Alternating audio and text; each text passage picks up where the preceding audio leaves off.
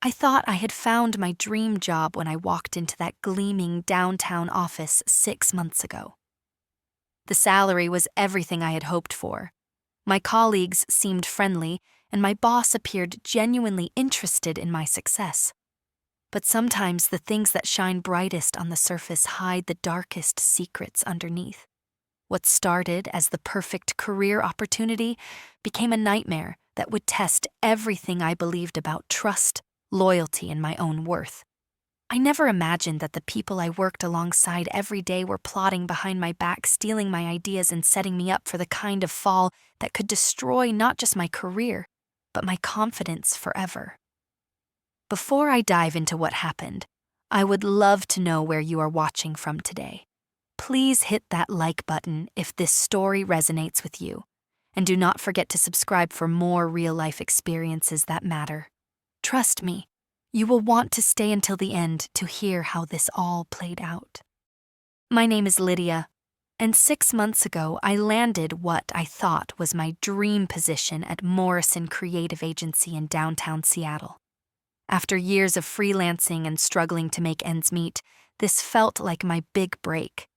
The salary was $45,000 a year, which might not sound like much to some people, but for me, it represented stability I had never known.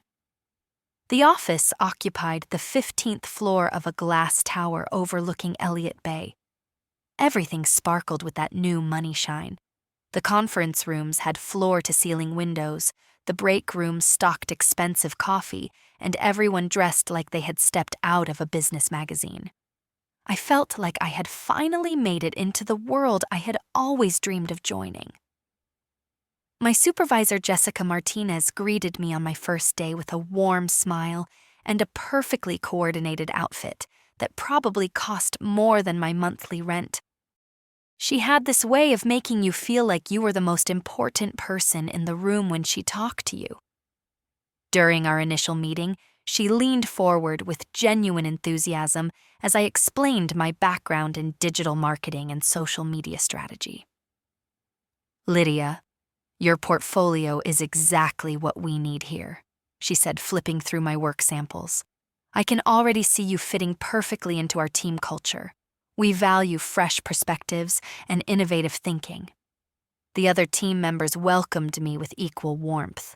There was Marcus, the senior graphic designer, who offered to show me around the neighborhood during lunch. Sarah from Accounts Receivable brought me homemade cookies during my first week. Even the office manager, Patricia, made sure I had all the supplies I needed and knew where to find everything. For the first month, everything felt perfect. Jessica included me in important client meetings, asked for my input on major campaigns, and praised my contributions in front of the whole team. When I suggested a complete social media overhaul for our biggest client, Henderson Electronics, she called it brilliant and asked me to develop a full presentation. I spent weeks crafting that proposal. I researched their target demographics, analyzed their current engagement rates, and developed a comprehensive strategy that would increase their online presence by an estimated 60%. The presentation included detailed timelines, budget breakdowns, and creative concepts that I had never shared with anyone before. This was my chance to prove myself, to show that hiring me had been the right decision. The night before the client meeting, I stayed late at the office, perfecting every slide, every transition, every word. Jessica stopped by my desk around 8 o'clock and complimented my dedication. She even offered to buy me dinner as a thank you for going above and beyond. I felt valued, appreciated, and excited about the possibilities ahead. The morning of the Henderson Electronics presentation, I arrived at the office an hour early to run through my slides one final time. My stomach fluttered with nervous energy, but it was the good kind of nervousness that comes with knowing you have prepared something special. At 9:30, Jessica called me into her office. She sat behind her mahogany desk with an expression I had never seen before. Her usual warm smile was nowhere to be found, replaced by a cold professionalism that made my chest tighten. "Lydia, I need to speak with you about the Henderson presentation. She began, not meeting my eyes. After reviewing your proposal last night, I have some concerns about the direction you have taken. My heart started beating faster. What kind of concerns? I thought you said it was brilliant when I first pitched the concept. Well, upon closer examination, I think the strategy is too risky for a client of Henderson's caliber. They are very traditional in their approach, and I do not think they would respond well to such aggressive social media tactics. I felt like the floor had shifted beneath my feet. But Jessica, I researched their current engagement rates. Their social media presence is practically non-existent. This strategy could transform their entire digital footprint. She held up her hand to stop me. I have decided to handle the presentation myself today. I think it would be best if you observed and learned how we typically approach these larger clients. The words hit me like a physical blow. Months of work, weeks of preparation, and now I was being pushed aside at the last minute. I wanted to argue, to demand an explanation that made sense, but something in her tone warned me not to push. I understand, I said quietly, though I did not understand anything at all. The Henderson Electronics team arrived at 10 o'clock sharp. There were 4 of them, led by their marketing director, a sharp woman in her 50s who introduced herself as Diana Chen. I sat in the back corner of the conference room, my laptop closed, my carefully prepared notes useless. Jessica stood at the front of the room with my presentation projected on the wall behind her. Every slide I had created, every graph I had designed, every innovative concept I had developed was there. But as she began speaking, she presented everything as her own work. I have spent considerable time analyzing your current digital presence, she said confidently, using the exact words I had written in my proposal. What I found was a company with tremendous potential that is not being realized through your current social media strategies. I sat frozen in my chair watching her steal credit for every hour I had invested in this project. She explained my research findings as if she had conducted them herself. She presented my creative concepts as products of her own imagination. When Diana Chen asked detailed questions about the implementation timeline, Jessica answered, using the notes I had prepared. The worst part was how naturally she did it. There was no hesitation, no acknowledgement that the work belonged to someone else. She had practiced this performance perfected. It made my ideas sound like they had always been hers. 20 minutes into the presentation, I realized that everyone else in the room knew exactly what was happening. Marcus avoided eye contact when I looked his way. Sarah stared at her hands folded in her lap.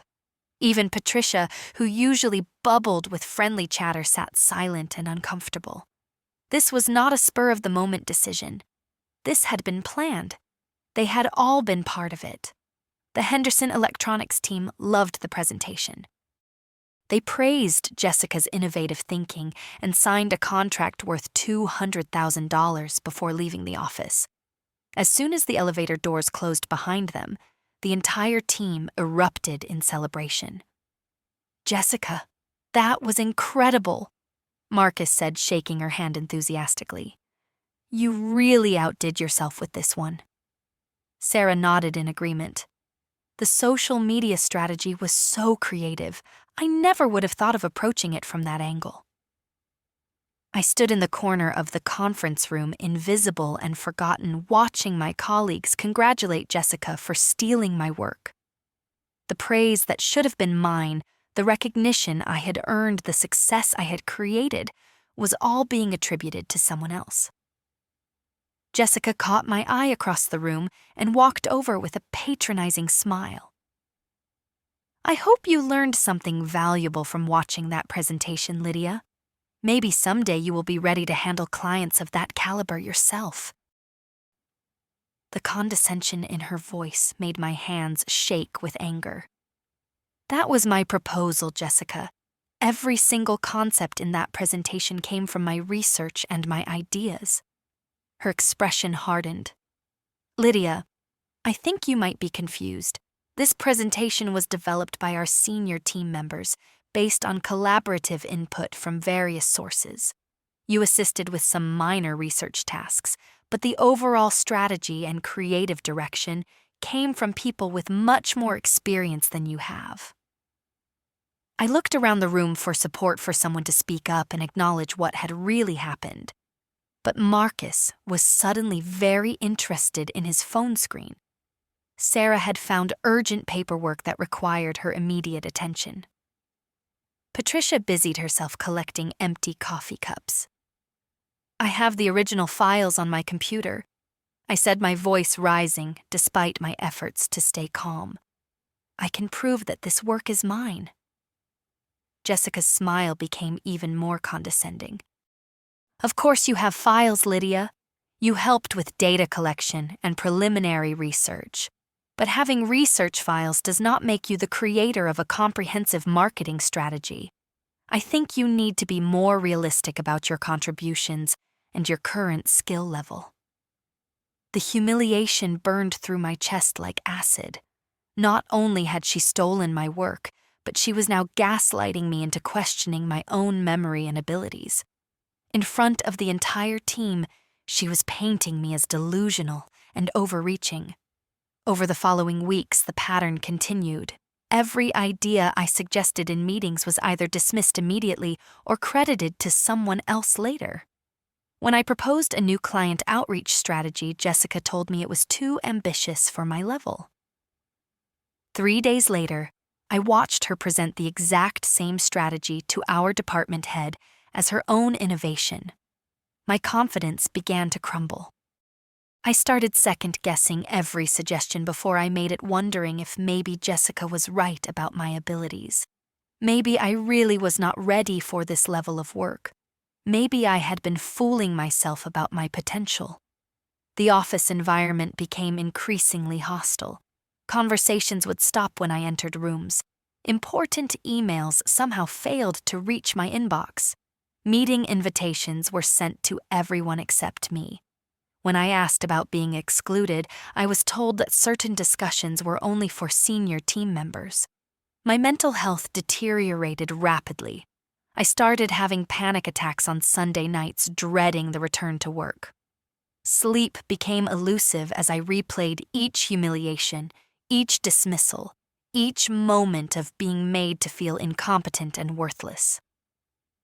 3 months after the Henderson presentation, everything came crashing down in the most devastating way possible.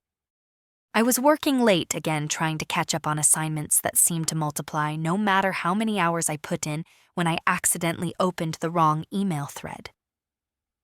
Jessica had forgotten to remove me from a group conversation with Marcus, Sarah, and 2 other senior team members. The subject line read, "Lydia Situation Update." My hands trembled as I read through months of correspondence about me. "She is definitely getting suspicious about the Henderson presentation," Marcus had written 2 weeks earlier. "We might need to be more careful about how we handle her ideas going forward." Sarah's response was even worse. "Jessica, your plan is working perfectly.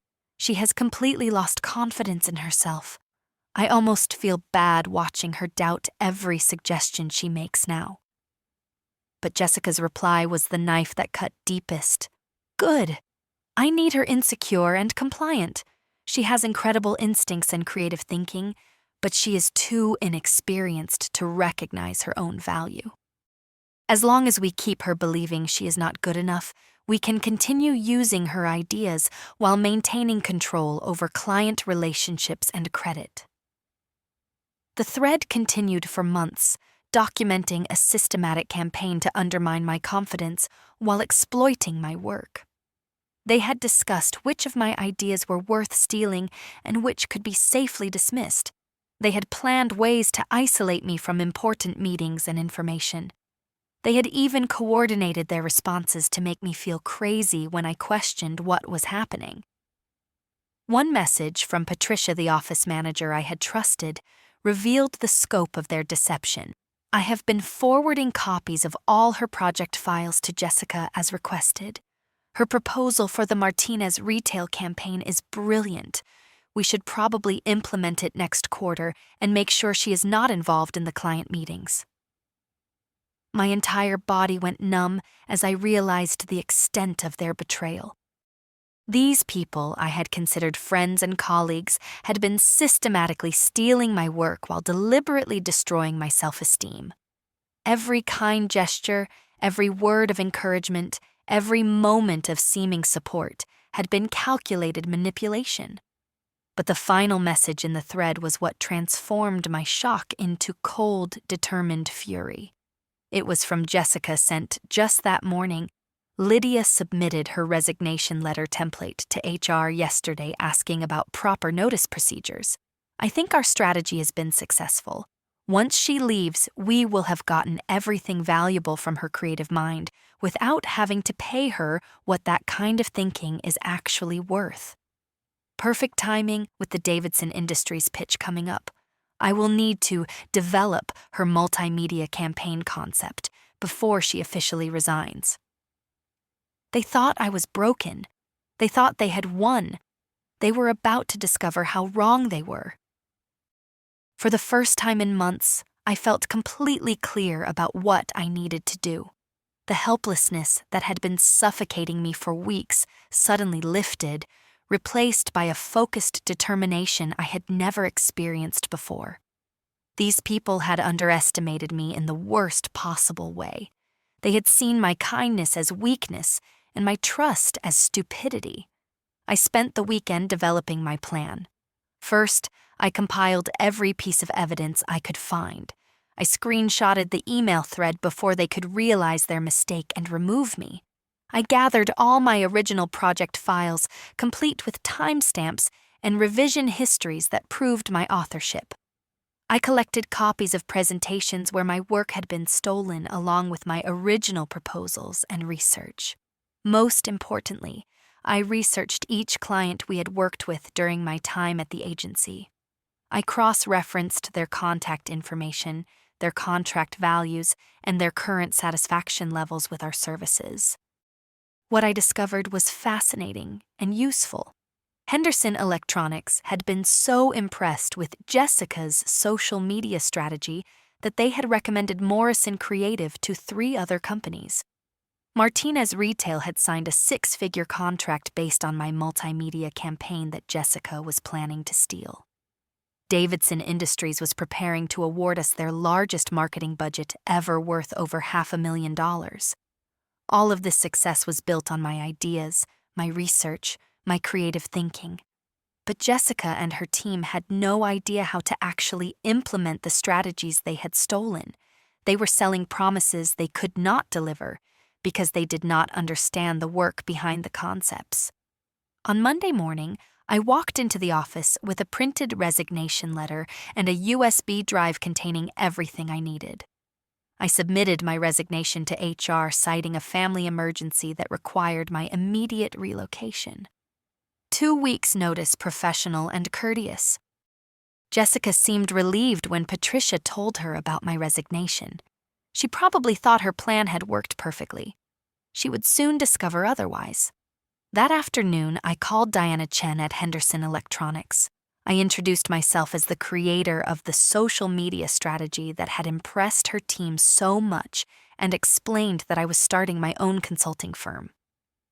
Would she be interested in hearing about some additional opportunities I had identified for their brand expansion? Diana was very interested. She had been wondering why the implementation of the original strategy had been so slow and disjointed. When I explained that I could provide more detailed hands-on service as an independent consultant, she immediately scheduled a meeting. I contacted Martinez Retail with a similar approach. Their marketing director, Carlos Martinez, had been frustrated with the lack of follow-through on the multimedia campaign they had approved.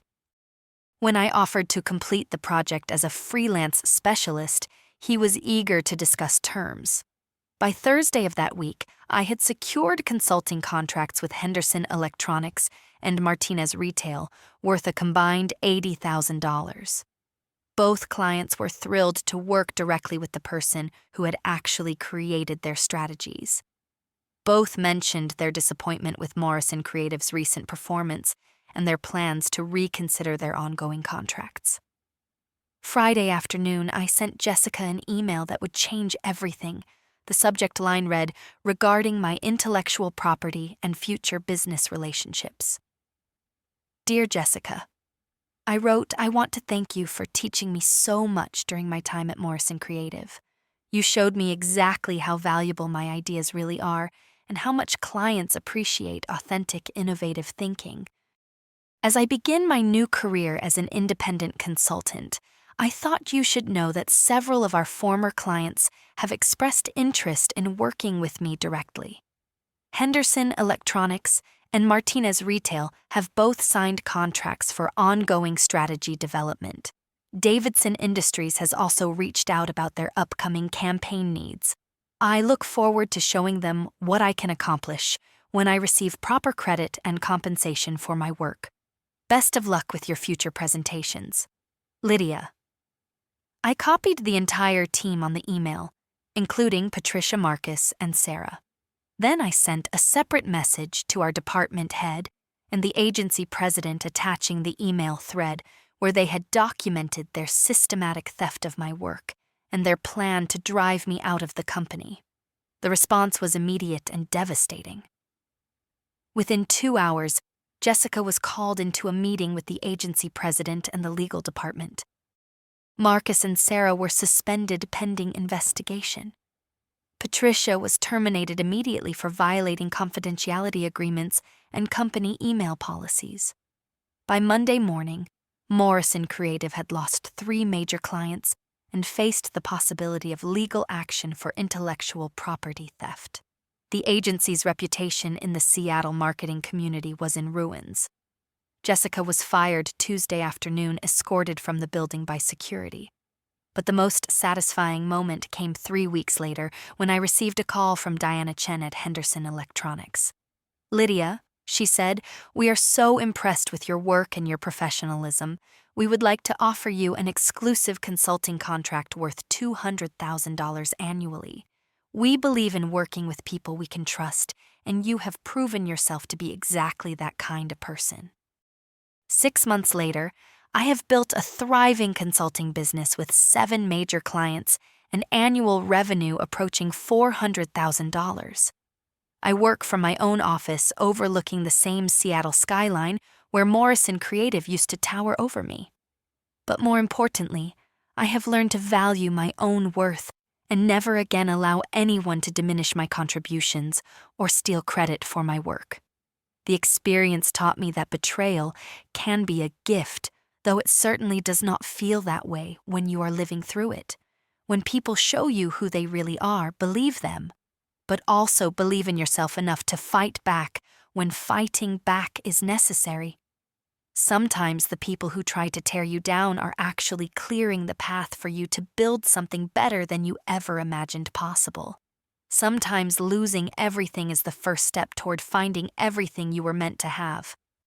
What would you have done if you discovered your colleagues were systematically stealing your work? Have you ever had to stand up for yourself in a situation where everyone seemed to be against you? I would love to hear your thoughts in the comments below. If this story resonated with you, please give it a like and subscribe to hear more real experiences about overcoming workplace challenges and finding your own strength. Share this with anyone who might need to hear that their ideas and contributions have value no matter what others might try to make them believe. Thank you for listening to my story, and remember that your worth is never determined by how others choose to treat you. Keep believing in yourself, keep fighting for what you deserve, and never let anyone convince you that you are not enough.